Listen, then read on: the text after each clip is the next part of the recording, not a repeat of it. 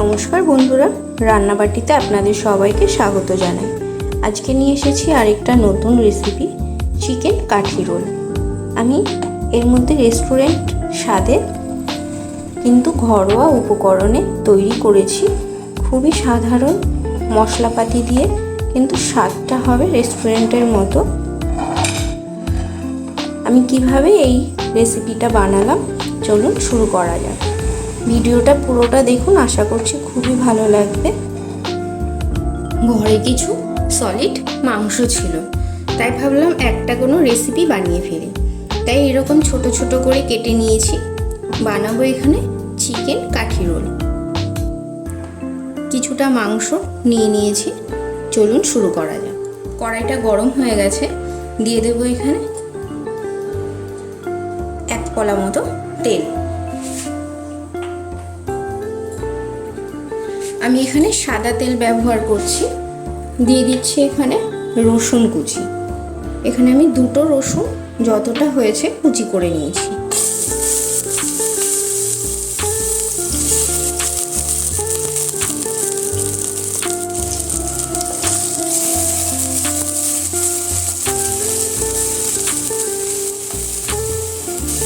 দিয়ে দেবো এখানে আদা গ্রেট করে নিয়েছি সেটা।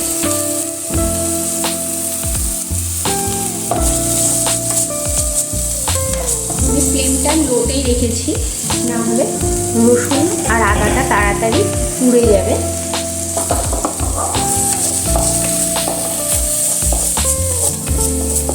দিয়ে দেবো এখানে যে কুচি করা মাংস, ওইটা দিয়ে দেবো।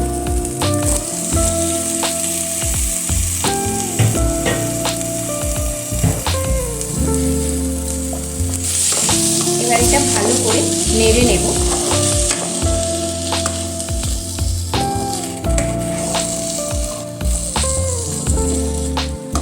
ফ্লেমটা হাইতে দিয়ে দিয়েছি। এবার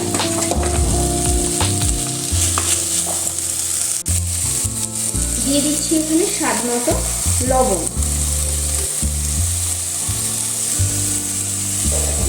দিয়ে দেবো এখানে এইরকম কুচিয়ে রাখা কাঁচা লঙ্কা।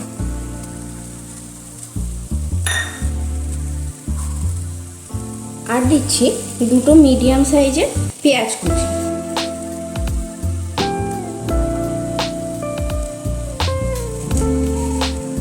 এইগুলো দিয়েও ভালো করে নাড়ব।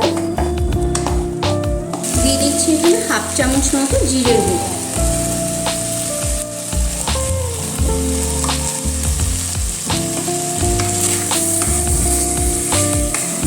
এখানে দিয়ে দেব একটা ছোট ক্যাপসিকাম কুচি। এইরকম করে কুচিয়ে নিয়েছিলাম। মিডিয়াম টু লোতে রেখে এটা ঢাকা দিয়ে আমি কিছুক্ষণ হতে দেব। আমি এরকম একটা ঢাকা দিয়ে এটা হতে দেব।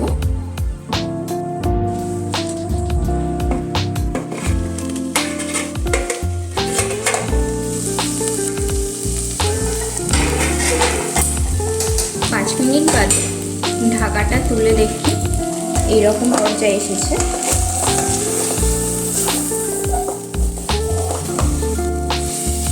ভিডিওটা দেখুন আর বানিয়ে খান, দেখবেন খুবই ভালো লাগবে। আর ভালো লাগলে অবশ্যই লাইক শেয়ার করে দেবেন আর আমার চ্যানেলটা সাবস্ক্রাইব করে দেবেন। আশা করছি আপনাদের এই রেসিপিটা খুবই নতুন আর একটা ইউনিক, খুব টেস্টি লাগবে। এবার এখানে দিয়ে দেবো সেই সিক্রেট জিনিসটা। দিয়ে দিচ্ছি এখানে 1 চামচ মতো মধু। মধুটা দিয়ে একটু ভালো করে নেড়ে নেব।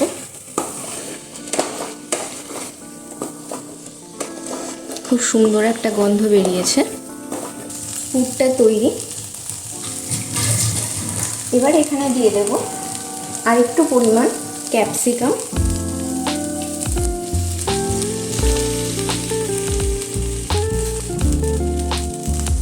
দিয়ে দেবো এখানে আবার 2টো মিডিয়াম সাইজের পেঁয়াজ কুচি।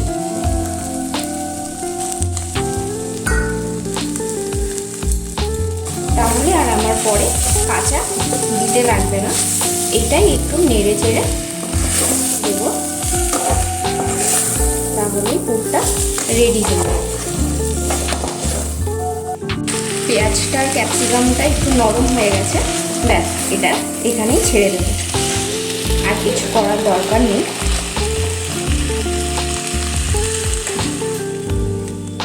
এখানে কিছুটা পরিমাণ ময়দা নিয়ে নিয়েছি, দিয়ে দিচ্ছি 1 চামচ মতো লবণ, দিয়ে দিচ্ছি 1 চামচ মতো মিষ্টি, চিনি দিলাম, আর দিচ্ছি 1 কাপ পরিমাণ টক দই। প্রথমে এই সবটা দিয়ে একটু ভালো করে মিশিয়ে নেব। আমি এখানে ময়ামে তেলের ব্যবহার করলাম না, এই টক দইটা দিয়ে মাখছি, তাহলে পরোটাটা খুবই সফট হবে, খেতেও খুব ভালো হবে। আপনারা এইভাবে বাড়িতে বানান, দেখুন খুব ভালো লাগবে। দই, নুন আর চিনি দিয়ে খুব ভালোভাবে মেশানো হয়ে গেছে। এবার অল্প অল্প জল দিয়ে ভালো করে মেখে নেব।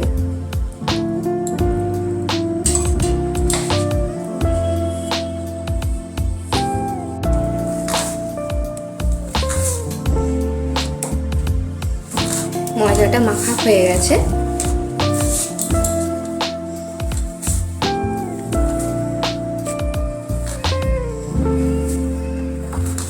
এটা এইরকমই একটু নরম করে মাখতে হবে। এবার এটা ভালো করে ঢেকে জাস্ট 10 মিনিটের জন্য একটু রেখে দেব। এরকম একটা পরিষ্কার কাপড় দিয়ে এটা ঢেকে রাখবো। কাপড়টা একটু ভিজিয়ে নিয়েছি।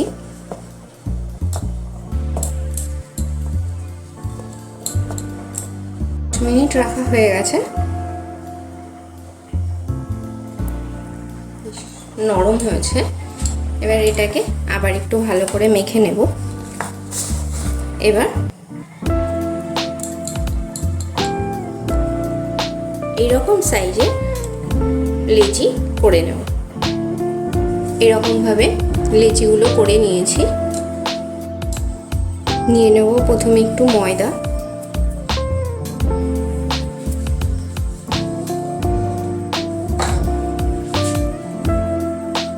লেচিটাকে বেলে নেব।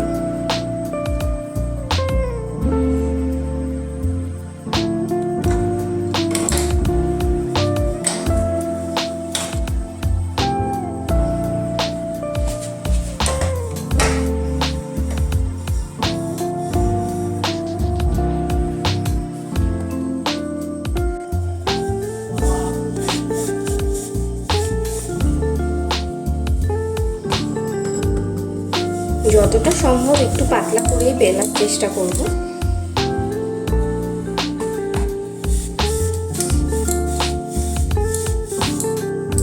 এটা বেলা হয়ে গেছে।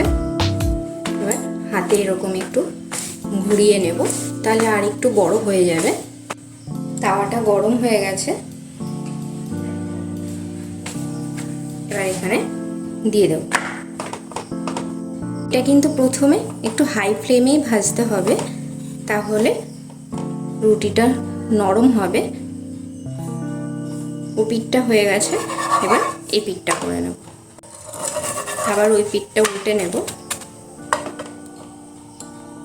এবার এখানে দিয়ে দেব তেল।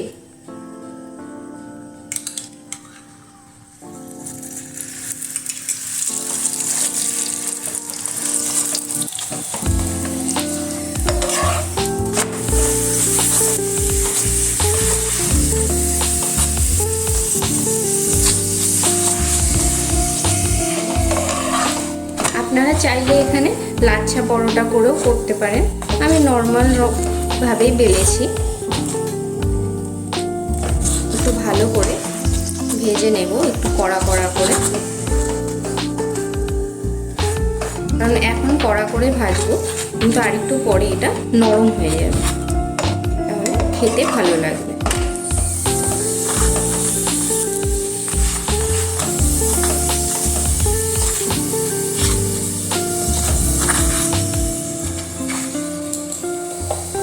এটা ভাজা হয়ে গেছে।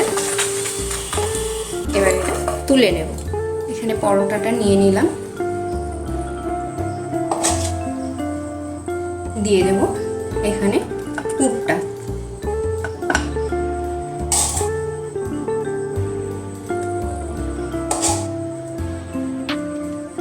দিয়ে দিচ্ছি এখানে একটু লেবুর রস, আর দেবো এখানে খুবই সামান্য একটু টমেটো সস।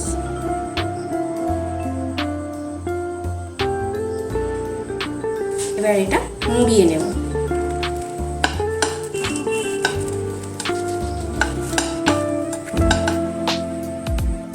এবার একটা চাকুর সাহায্যে এরকম ভাবে কেটে কেটে নেব।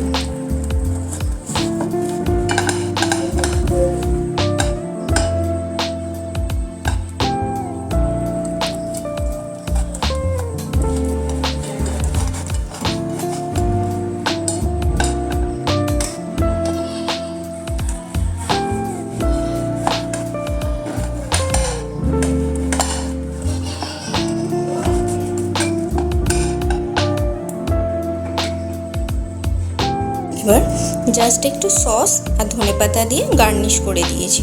ভিডিওটা কেমন লাগলো অবশ্যই আমাকে কমেন্ট করে জানাবেন, আর ভালো লেগে থাকলে অবশ্যই লাইক শেয়ার করে দেবেন, আমার চ্যানেলটা সাবস্ক্রাইব করে দেবেন। ধন্যবাদ, দেখা হবে পরের ভিডিওতে।